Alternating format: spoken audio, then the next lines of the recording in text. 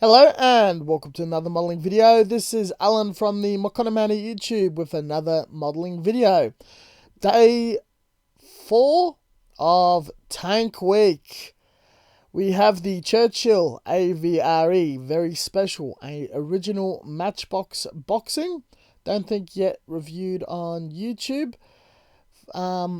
This was a World War II heavy tank piece, a bridge attached to a Churchill to be laid over ravines and trenches and rivers and whatnot for rapid deployment and movement of troops as the Germans were retreating and sabotaging those. So it's a very, very interesting vehicle to build, and it leads on to the Airfix later bridge layer version that folds up into itself. Now, the old Matchbox actual boxings are very hard to come by. The Revell ones, if you do wish to build this kit, are very common and can be located online or in hobby shops, regularly reboxed. 1/76 scale, unlike 72nd. Close enough that you could display them together, but this is the scale that lost out during the 80s. This kit is very iconic in its multicoloured runners and the clear piece in the back, as well as a little diorama being included. We won't be using that. The model contains 3 runners, rubber tracks that fold in on itself, and fairly clear instructions to follow, and these petrified decals, which I don't think we'll get any use out of whatsoever. Now, even for us more veteran builders, you have to pay very close attention to the instructions and the chamfers of the box truss underneath the bridge.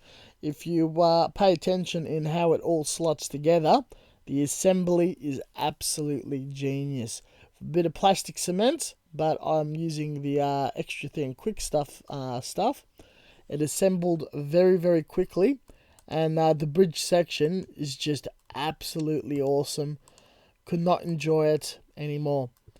The turret and the gun has 2 seams, and then after that everything goes together without flaw or fault. I have to admit, wheels are normally quite troublesome on a kit. The majority of them all on a single piece and just glued either side of the running wheels is just absolutely perfect in a dream.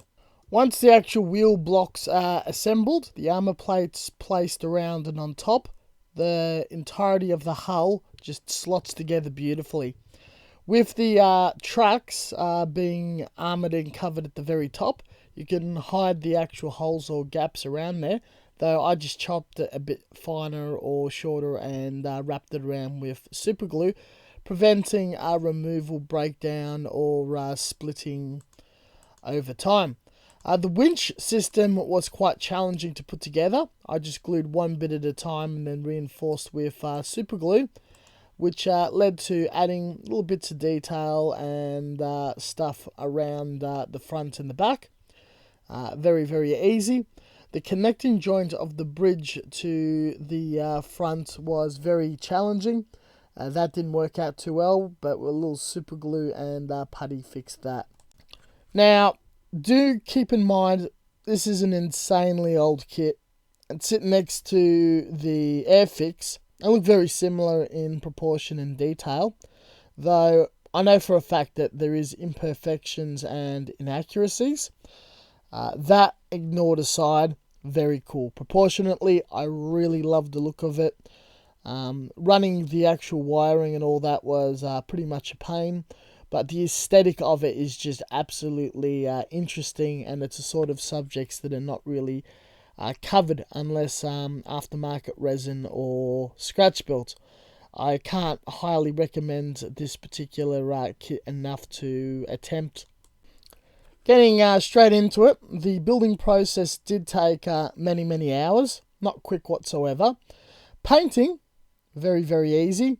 Primed everything in Tamiya grey lacquer primer via airbrush, and then hit it straight with SMS green. Shaded the bottom with Imperial Japanese Zero Green for shading, and the top MS light green for a highlight, and then blended it all together for colour modulation. Followed by hand painting the tracks, rusted iron, wood planks, steel for the little bars, and she was ready for SMS matte clear. A couple of Und Panzer forest high decals, a bit of an Australian theme, and a black sludge wash in oils by SMS on top of the matte coat. Appears a bit glossy. With many hours, it pretty much dries flat. This led me to this finished result. I am pretty pleased. There is a slight variation in the size of the bar of the top of the bridge in its angle. It's a little off. Unfortunately, that's how the connector works. The rest of it looks alright. Very happy with the effort.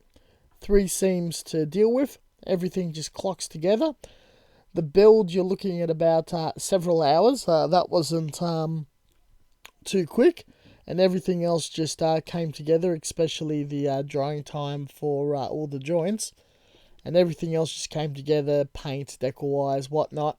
Went nice and clean to show off the proportions and detail of this older subject. Now, being not so accurate, thought it'd be a little fun, a little silly. I cut out some Und Panzer decals. Got the Forest High Academy, which is the Australian school, didn't appear in the media at all. Australia did use Churchill's, I'm not sure in the engineering corp or not.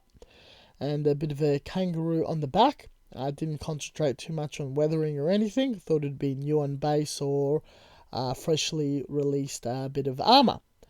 That all said and done.